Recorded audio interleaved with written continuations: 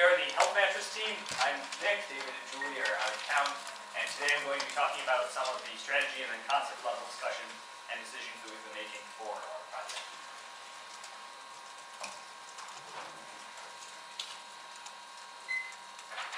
Okay, so I'll just revisit the mission statement real quick.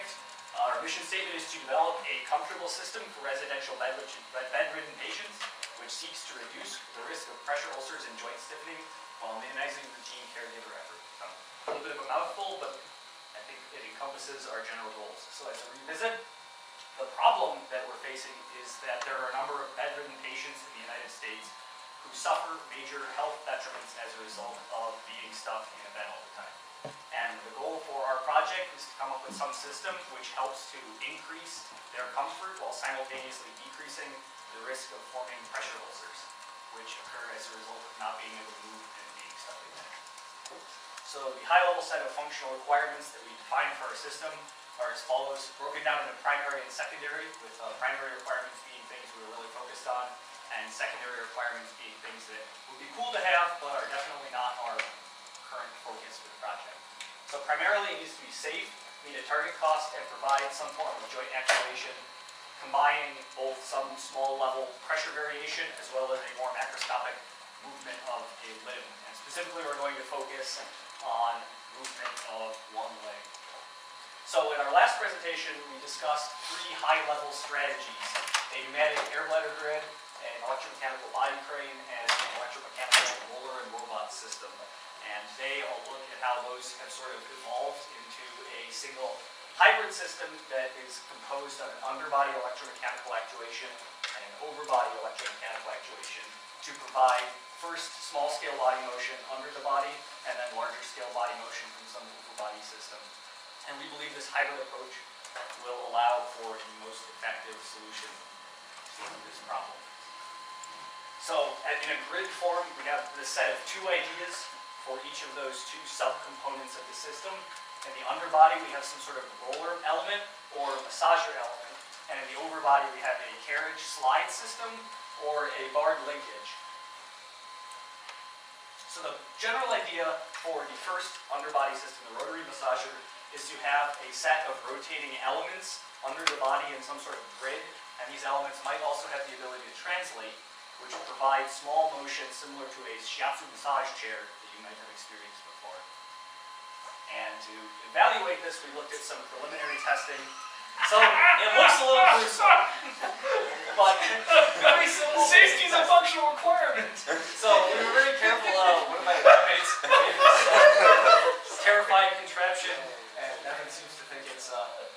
We only use this very briefly, so I'll move on quickly from it. But the basic idea is we just want to really yeah, move on to things like that. The next thing, we actually purchased a massage chair that provides some of this kind of motion, and I'll just have this playing while I talk about it a little bit. So this has a set of a couple different characteristics that are exactly what we're interested in. First, it has a translating track that has a varying profile, so as it moves along the track, it moves up and down.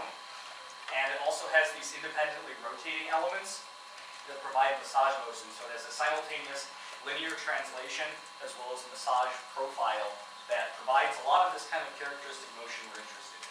So this is just an off-the-shelf product. It's actually mounted under a very thin layer of fabric, and it was very easy to take apart. And it's not very comfortable with just that thin layer of fabric, as we found in doing some testing with it.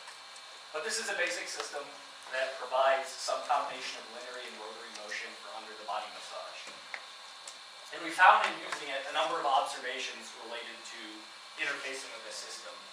And the primary thing that we'll talk about over and over again is that in evaluating the different things we've looked at, patient comfort is a really important parameter, but we don't have a really good way of quantifying that comfort. It was more just, we tested on myself and my teammates and sort of evaluated whether or not it felt comfortable and tried to provide some general categorization of that aspect, but I don't think we have a great solution to that yet.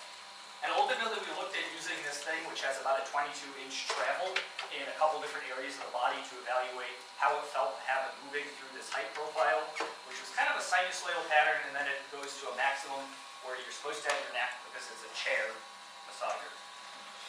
And just some of the parameters we got is that there are definitely some areas of the body where having a thin layer between the massager and your body was all right, and other areas where it was exceptionally uncomfortable. So if you lay directly on that thing, you put all of your weight on it in your mid to lower back, it's very painful on the spine.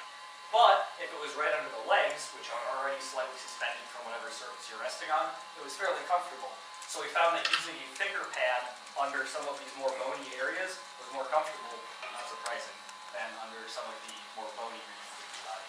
Or less bony regions where you can use a thinner pad. The next thing we looked at was this set of massage rollers. So if I go back, real quick, we have this charted idea as the massager, and the roller was the second idea we looked at, where you have some translating, rotating element. So it's rotating under your body to provide a uniform cross-section feeling to the underside of the body. And here we tested a couple of different rollers using both PVC pipe and traditional massage rollers that you use for exercise and myofascial release of your muscle. And found similar things where, depending on the thickness of the material and where you were working on the body, the comfort of a different thickness of material between the roller and the body was an important parameter. And so this is the testing we did with a set of foam cylinders or stiffer cylinders, and we found again that there was definitely some value in varying the type of material based on where in the body we were providing this actuation.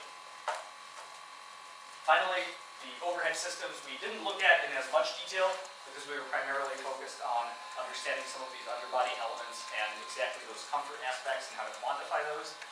The broad level here is to provide some motion profile and focus specifically on one limb or one leg of the human body to demonstrate feasibility and provide, based on what our customer indicated, he would like to see a minimum of 4 to 8 inches of motion, which is not a lot, and we think might actually be achievable with some underbody system elements as well, which is providing more consideration for us. But just a broad sketch here, we need to be able to handle moving roughly 50 pounds because the body is approximately 16% of your total body weight, and we're aiming for the 95th percentile of total body weight as the maximum upper limit for our system, which is about 300 pounds.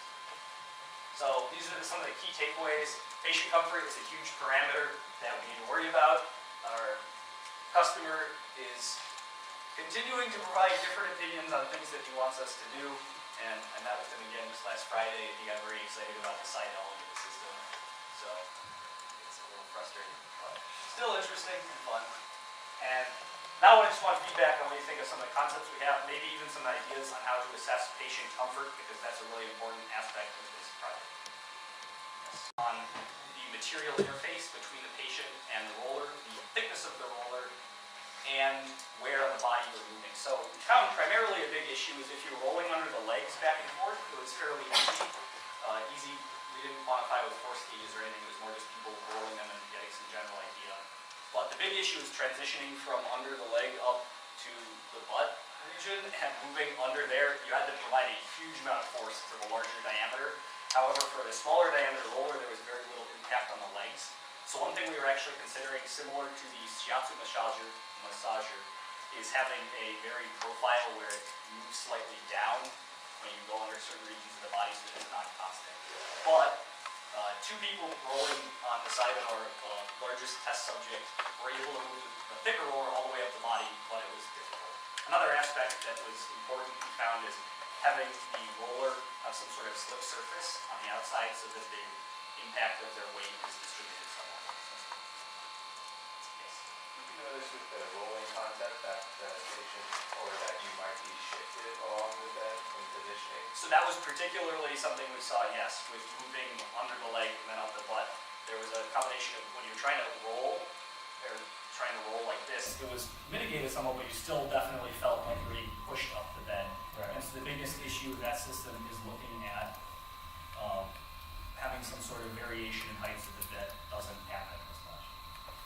Can you translate discomfort into an actual spec related to pressure? That is certainly something that Pressure which will damage skin. So take what healthy individuals can handle and probably drop it by 50% or more for compromised skin. That should be an element that's well known. That'll just tell you exactly how big your coffee area must be given your 50 pound legs, etc. yes. I guess kind of on that note, maybe narrowing down a little bit how it would be used with patients who already have bed sores, or if it's simply bed sore prevention, because I can see some of the things that are exerting a lot of pressure, particularly on the butt. It might help prevent a bedsore, but if there's already a bedsore there, the pressure allowed on that area might just be. So that was actually one parameter we've sort of identified previously, is we're primarily concerned with looking at people who don't already have substantial pressure sores, Oh, okay. because that seriously impacts the kinds of things that we're able to do with To their do body. Okay. So that is a relevant aspect of the system, and mostly just to target a specific subset of the population of older people who don't already have serious bed sores. Okay. Anything else? Are they gonna be designed to be like reusable or like, I guess durability is the main concern, right? Is there gonna be like a covering in case someone like So, urinates or? That's it, yeah, being able to clean surfaces is a huge thing for most kind of bedridden situations. And the basic solution we have to that is that we intend there to be some sort of interface material between anything that's actuating under the patient and the patient himself, and that's an intrinsic part of the system, so it would just be designed such that that interface layer would have some sort of removable, cleanable covering. Something that may be fun for you and your group to do is they have in mattress stores, when you go around where they sell mattresses, a place for you to lay down sometimes, and they'll do a mapping of where all the pressure spots are in your body. And I know that, for example, when I went with my husband to look at mattresses and we both laid on the thing, the pressure spots are very different for a man and a woman. So it may be interesting in terms of getting mapping for your range. Yeah, And that kind of sounds thing. like an excellent resource to use. Yeah.